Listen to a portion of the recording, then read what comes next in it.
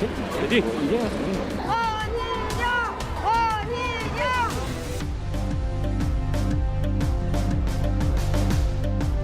국민의힘 제2차 전당대회 개회를 선언합니다.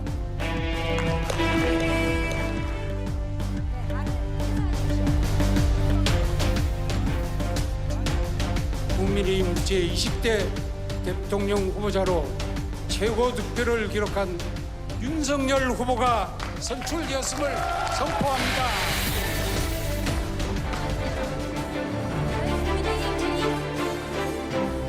정치 신인인 저를 국민의힘 대통령 후보로 선택하셨습니다.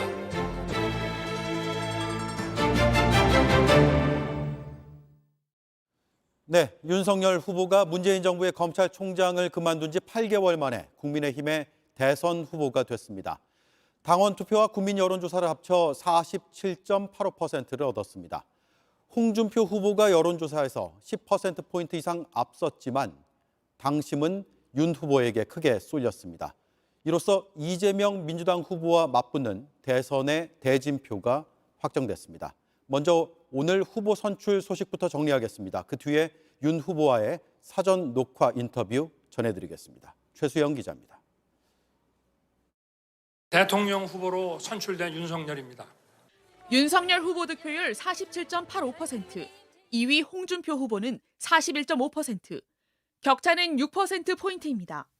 이번 결과는 당원 투표와 국민 여론조사를 50%씩 반영했습니다. 윤석열 후보는 홍준표 후보에게 여론조사에서 약 10%포인트 밀렸지만 당원에서 큰 격차로 이겼습니다. 결국 당심이 승부를 가른 겁니다. 여론조사 전문가는 JTBC에 홍 후보가 민심에서 상승세를 탔지만 당심이 윤 후보로 결집하는 효과가 났다며 조직의 힘이 주요했다고 분석했습니다. 당 지지층은 결집했지만 중도층과 청년층의 표심 확장이 과제로 꼽힙니다. 우리 청년 세대의 그 지지는 우리 홍 후보님께서 많이 받으셨으니까 더 많은 지지를 받도록 노력을 하겠습니다. 윤석열 후보는 당선 직후 정권 교체를 위한 원팀을 강조했습니다. 경선 레이스를 함께한 후보들을 일일이 언급했습니다. 홍준표 후보님의 경륜과 G7 선진국 달성의 비전을 배우겠습니다. 경제 전문가 유승민 후보님의 디지털 인재 100만 양성, 대장동 일타 강사 원희룡 후보님의 국가 찬스. 이재명 민주당 후보와의 본격 경쟁도 예고했습니다. 이번 대선은 상식의 윤석열과 비상식의 이재명과의 싸움입니다. 합리주의자와 포퓰리스트의 싸움입니다. JTBC 최수연입니다. 윤석열 후보는 대선 출마 선언을 기준으로 보면 불과 넉 달 만에 제1야당의 후보가 된 겁니다. 정치인으로 바뀌는 속도가 빨랐던 만큼 그 과정에서 문제의 발언들도 해왔습니다. 전두환 씨 옹호 발언이 대표적입니다. 앞으로 고발 사주 의혹과 가족의 비리 의혹 같은 넘어야 할 산이 많습니다. 강희영 기자입니다. 윤석열 후보는 출마 선언 직후 대세론에 불을 지폈습니다. 하지만 잇따라 터진 말실수가 발목을 잡았습니다. 한 주에 52시간이 아니라 주 120시간 일해야 된다는 거예요. 부정식품이다 그러면 아니 없는 사람은 그 아래 또 선택할 수 있게. 손발 노동은 아프리카나 하는 것. 주택 청약을 모르면 거의 치매 환자라는 말도 논란이 됐습니다. 지난달엔 전두환 씨를 옹호하는 발언이 큰 파장을 낳았습니다. 전두환 대통령이 군사 쿠데타와 그 5.18만 빼면 그야말로 정치는 잘했다고 얘기하는 분들이 많습니다. 뒤늦게 전두환 정권에서 고통을 당하신 분들에게 송구하다고 사과했지만 뒤이어 소셜미디어에 올린 개사과 사진은 기름을 부었습니다. 지지율은 크게 흔들렸고 거센 비판이 쏟아졌습니다. 정치라고 하는 거는 자기 마음과 또 그것이 표현돼서 국민들께 들릴 때 그 받아들이는 그것과 굉장한 차이가 있다는. 이런 논란을 딛고 민주당 이재명 후보와 맞붙게 됐지만 풀어야 할 과제가 많습니다. 부인 김건희 씨는 도이치모터스 주가 조작 연루 의혹을 받고 있고 요양급여 부정수급 혐의로 장모가 구속되는 등 가족이 법적 소송에 휘말려 있습니다. 윤 후보 본인이 고발 사주에 연루됐다는 의혹도 수사가 진행 중입니다. 윤 후보는 오늘도 정치 공작이란 주장을 했지만 워낙 그 말이 안 되는 얘기라서 제가 뭐 대응할 필요 자체를 못 느끼고 민주당 이재명 후보 측은 대대적인 공세를 예고했습니다. JTBC 강연입니다. 네, 국민의힘 대통령 후보로 선출된 윤석열 후보를 직접 만나보겠습니다. 먼저 축하드립니다. 고맙습니다. 예, 그동안 예측이 엇갈렸습니다. 깻잎 한 장 차이의 승부다. 아니다, 20%포인트 정도 큰 격차가 벌어질 거다라고 했는데 결국 뚜껑을 열어보니 6%포인트 정도의 차이였습니다. 이 숫자의 의미를 어떻게 보고 있습니까? 그래서 저는 선거운동을 하는 과정에서 승리에 대한 그 기대 그리고 확신은 좀 하게 됐습니다만은 이것이 격차가 어느 정도일지에 대해서는 오늘 그 발표를 들을 때까지도 잘 생각을 하기 어려웠습니다. 네. 예, 오늘 그 득표율을 보면 당원 투표에서는 압도했지만 여론조사 결과로는 또 홍준표 후보에게 10%포인트 정도 뒤졌는데 그래서 앞으로 중도층 공략이 필요한 게 아니냐 이런 분석들이 나오고 있습니다. 어떤 생각을 가지고 계십니까?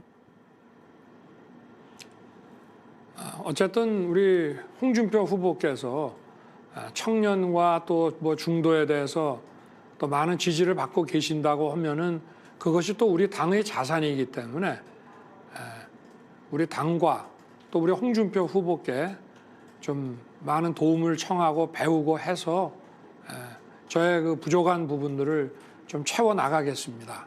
예. 오늘 수락연설에서 가장 많이 언급된 게 공정과 상식입니다. 이걸 실현할 윤석열 후보의 대표 공약은 뭘까요?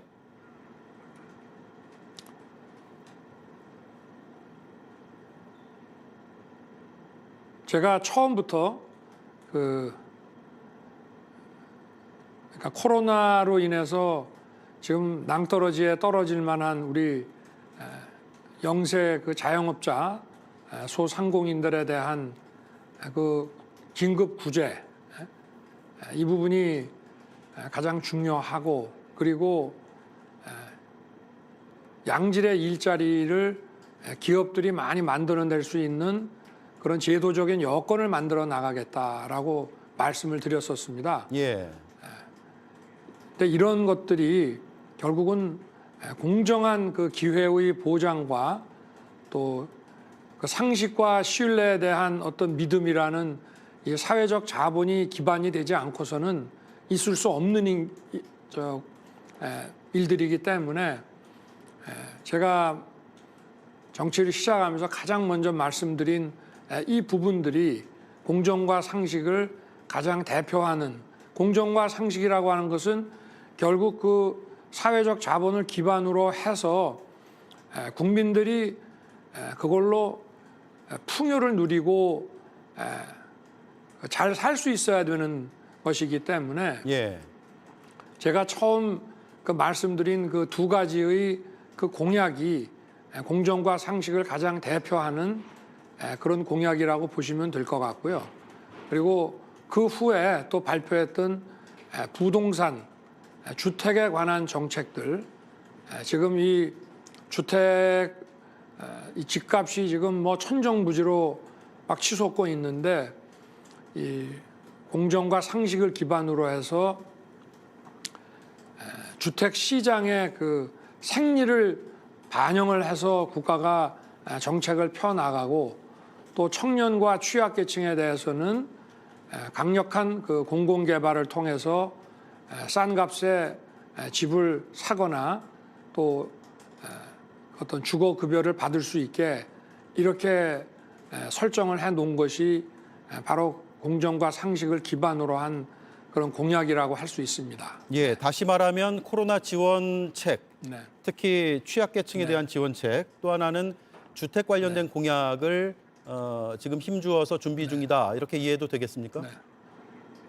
그 이미 주택은 발표를 했고요. 예. 그 제가 아까 말씀드린 경제, 사회, 복지 모든 정책을 종합해서 우리 청년과 미래 세대에게 양질의 일자리를 얻을 수 있도록 하는 그런 제도적 여건을 구축해 나가는 제 공약도 공정과 상식을 대표하는 공약이라고 할 수 있습니다. 그렇군요. 출마 선언 때도 그랬고 오늘 수락연설에서도 문재인 정부 비판과 정권 교체 필요성에 대해 많은 시간을 할애했습니다. 다만 뚜렷한 정책 대안까지는 말씀을 안 하신 것 같은데 지금 말씀하신 주택 그리고 코로나 취약계층 지원 외에도 가장 힘주고 있는 정책이라고 할 수 있는 거 한 가지만 들어볼 수 있을까요?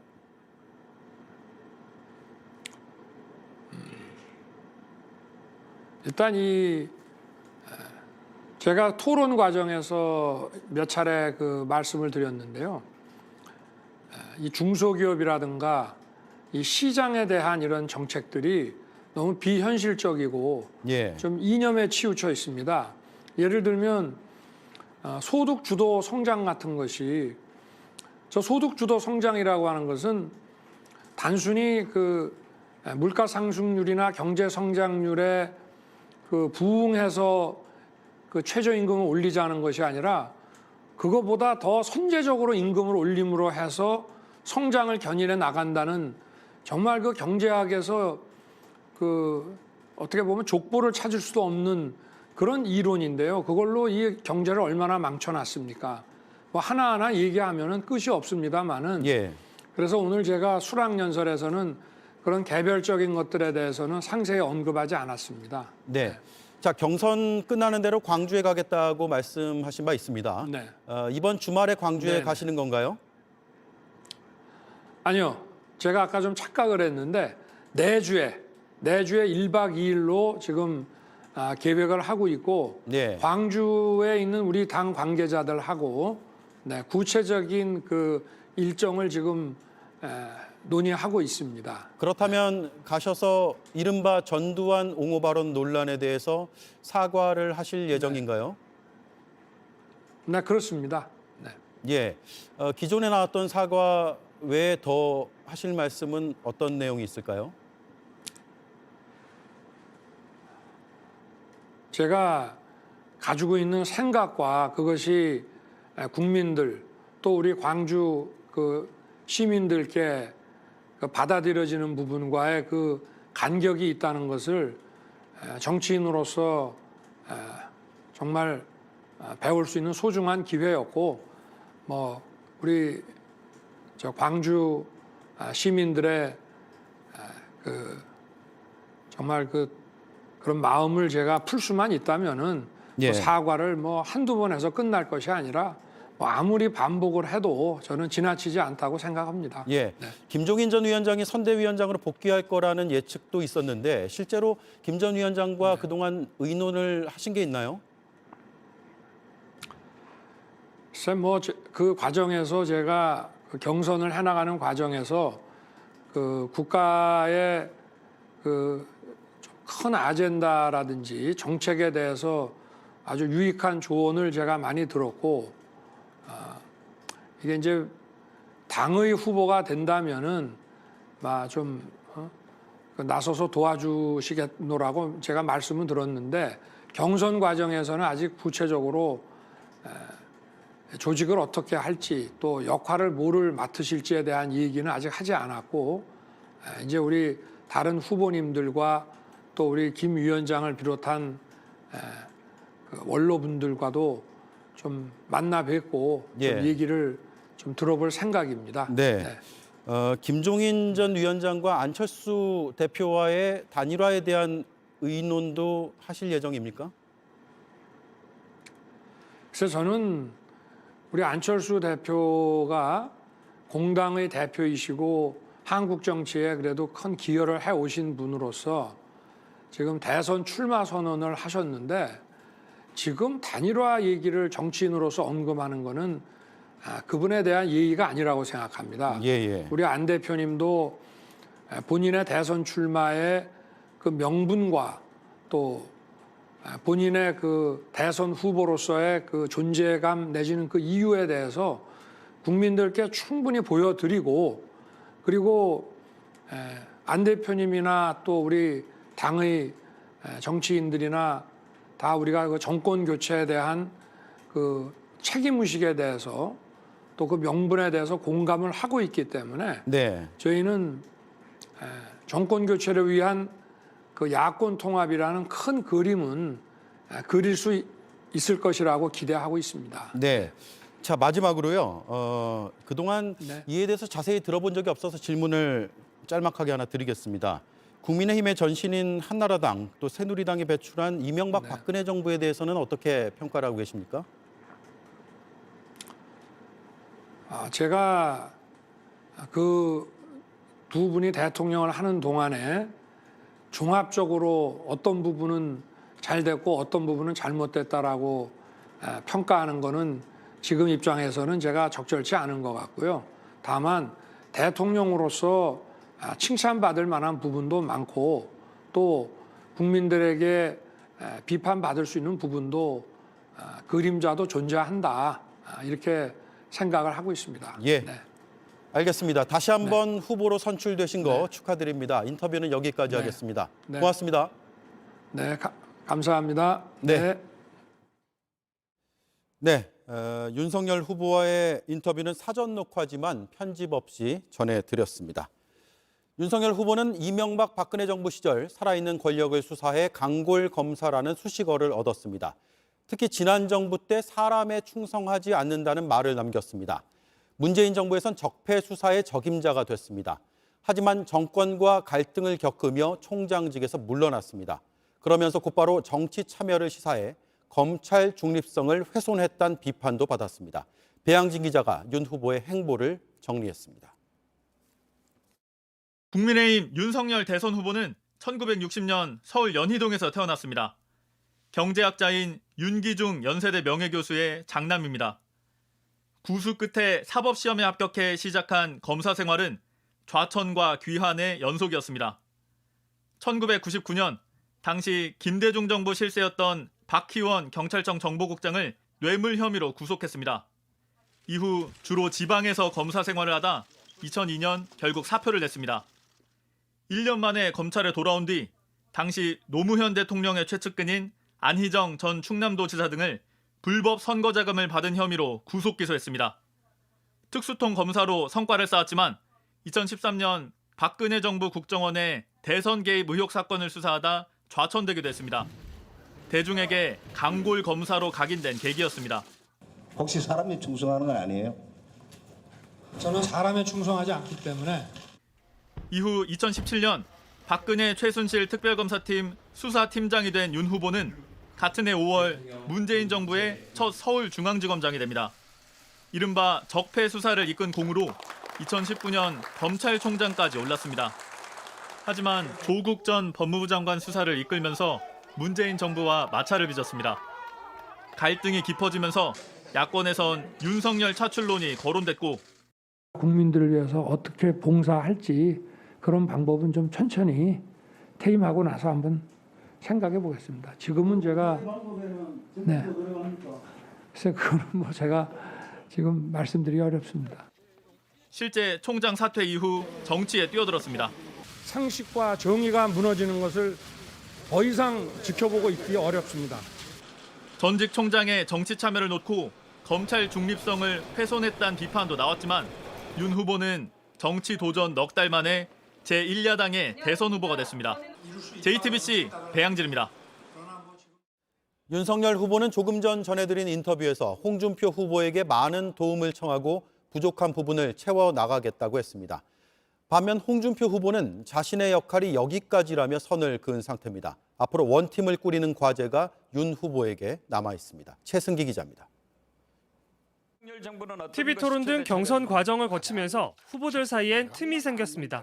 아니 그 수천억의 검찰총장까지 하셨습니다. 그런 식으로 억지 부리면 안 정치 되죠. 26년 하시고 왜 그렇게 에이. 하십니까? 오늘 윤석열 후보는 수락연설 시작부터 원팀을 강조했습니다. 이제 우리는 원팀입니다. 정권 교체의 대의 앞에 분열할 자유도 없습니다.